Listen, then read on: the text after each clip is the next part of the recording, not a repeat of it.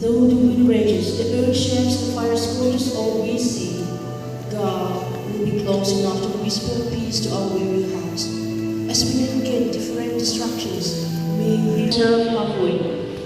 As you look back and see how far you have come, though oft weary you continue to run, steadfastly you have been obeying God's call, and when others quit, you got through it all. So far you've been faithful.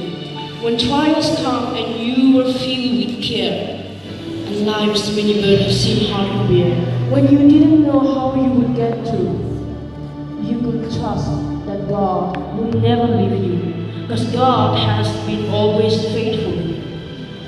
Choose to be faithful when life's down and you stand before God's throne. The works you have done in life will be made known. When all your service in this world is true and you are down here, will God say about you? Will your deeds satisfy God? Today, it is through faith you and I are here, right now, stepping in this room to worship you. Say, well done, my child. You were faithful.